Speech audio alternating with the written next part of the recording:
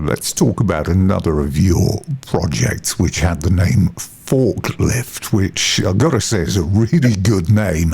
Had a real blue-collar rock band feel to it. And in this band, you have managed to acquire the services of Cliff Williams, the Brian Johnson, AC/DC Brian Johnson, and it all came about off the back of an idea to help with hurricane relief. Right. That's a great story. I mean, it's a great thread in my career and in my life, and one that I'm very proud of. I moved to Florida, I guess, 18 years ago, and 13 days, lucky 13, I don't know if I've told you about how lucky 13 was for John and I, but, we can always save stuff.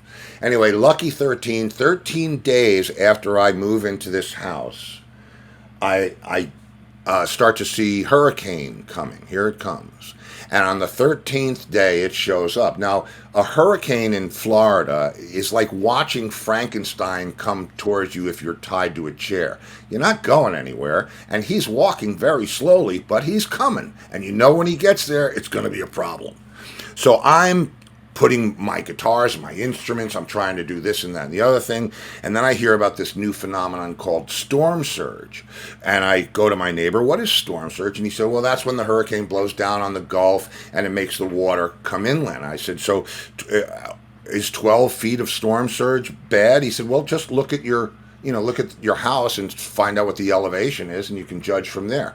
I look, it's 6 feet. I'm scared to death.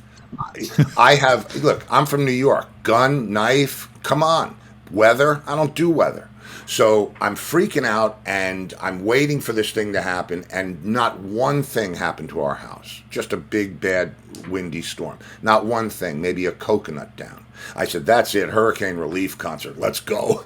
I need to thank my lucky stars. And so we put on a show at Germain Arena.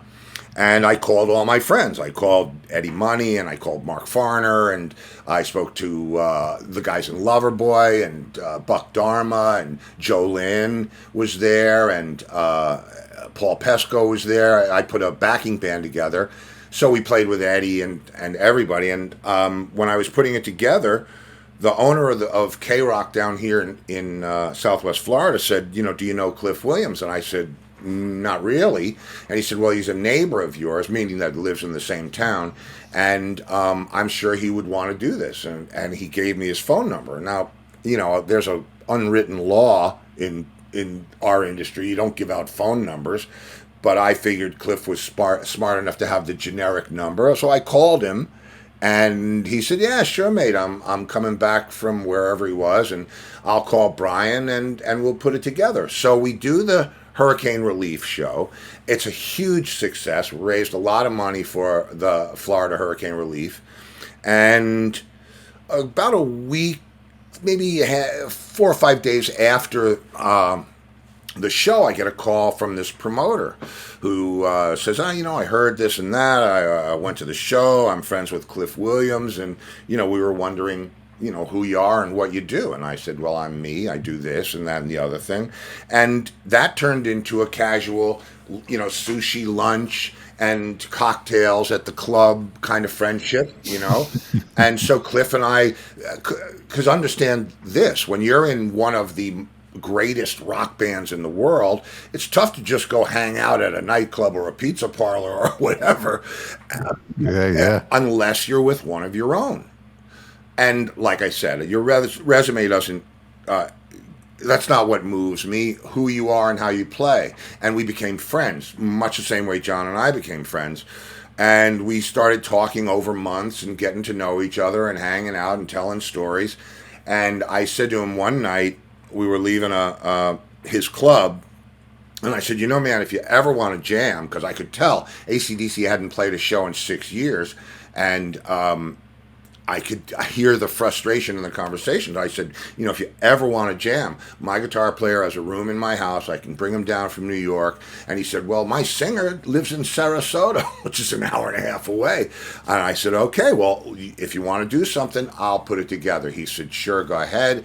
I had my guitar player come down, who, in my opinion, is as good as any guitar player in the world, legendary guy.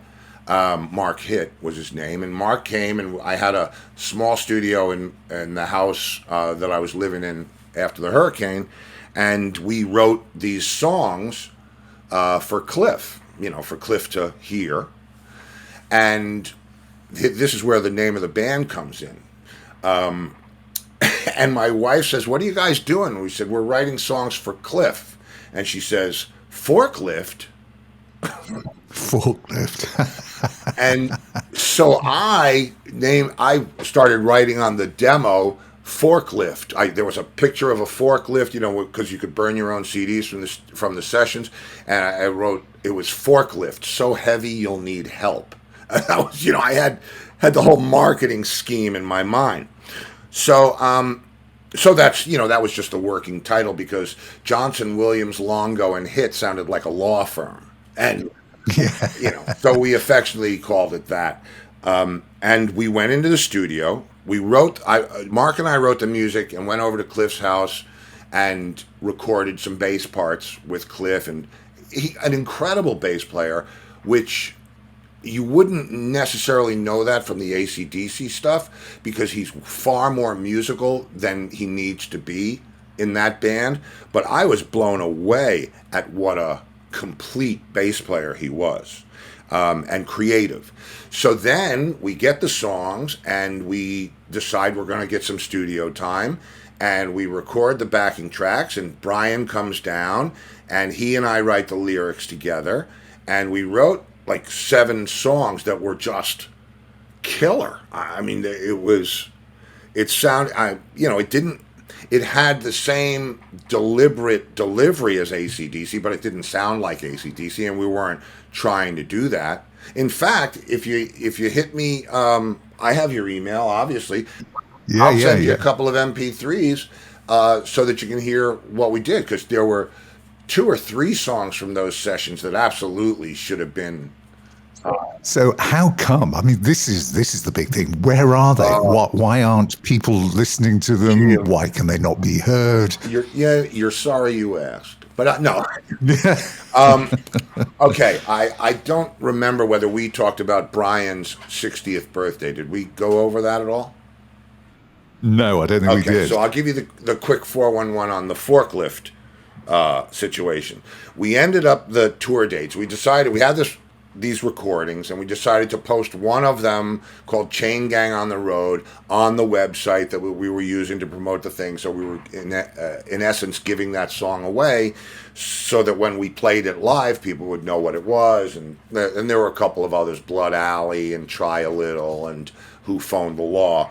And so we went out and we did this tour, and we were good, and it was real good. I'll send you some of that stuff too. There's some nice live clips out there under the banner Classic Rock Cares. If you search that, you'll see just tons of stuff. And we put a medley together because I didn't want to lean on the AC/DC catalog completely, so we put almost a 14-minute medley of all those hits, Dog a Bone, Hell's Bell. It just went on and on. And then we did the original stuff and whatever. So we get to New York, and we're playing B.B. King's, and the president of Sony is in the dressing room with AC/DC's manager. And, hey, Brian, hey, Cliff, hey, guys, and I'm thinking, are we in some kind of trouble here? Have I done it again? And so because after that tour, I connected with an agent friend of mine and said, look, we want to go out. We want to do a proper tour. And he booked an amazing tour for us. We had a month and a half of gigs, and there was no sign of it letting up. We could have gone out and played forever for very serious money. And Brian has his 60th birthday party, and he invites everybody to. He had 3 of them. He had one in England, one in Italy, and one in Sarasota. And for the Sarasota one, he rented a ferry, and everybody boards the ferry, and they go out and, sail around the water so nobody can crash the party. And that was it. And we're waiting for Cliff. And I said, look, I'll go down by the entrance, and I'll wait for him. And I'm waiting for Cliff, and he gets out of the limo with his wife, and they're, well, hey mate, sorry I'm late, but I just got a very important phone call. And it turns out that the phone call was telling him that they wanted to start recording Black Ice was the album that resulted, but they wanted to start recording in Vancouver. And so they said, we're going to have to cancel the tour, which made me very unpopular with my friend, my agent friend. And they left a few weeks later, went to Vancouver, and Johnson calls me up and goes, Stevie, they don't have any songs, mate. There's nothing written. And I'm like, okay. And that's why our stuff never got out there, because it was a conflict of interest. You know, they went out and grossed $300 million that year. Yeah. And they probably didn't want the kid from White Plains messing with that, which I totally understand.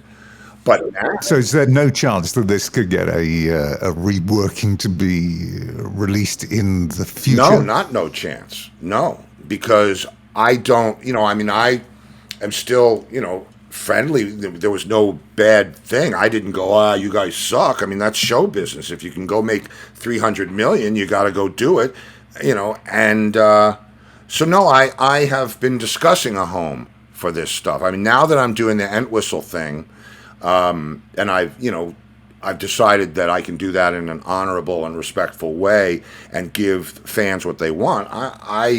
I think all of those guys, Cliff and Brian, would be thrilled to have this stuff out. So that'll be probably next. I have to finish. You asked me about Volume 1, Volume 2. There is Volume 2 of Oxzoomed, but I'm also working on my own release. And maybe what happens is the best 4 songs from the Forklift sessions I'll use on my record. I produced all those tracks and co-wrote them. There's no reason that they can't be used. But again, it's about respect. It's about, I don't want to do anything to insult AC/DC fans or whatever. But yeah, no, never say never. In my world, you don't say no. You might say not now, but you never say no. And that is not quite the end, as it is the season of peace and goodwill to all. Steve's actually forwarded me the track, so here it is. You may be hearing this for the very first time. I know it was the first time I'd ever heard it. This then is Forklift, with Brian Johnson, Cliff Williams, and Steve Luongo on the drums. And this is Chain Gang on the Road.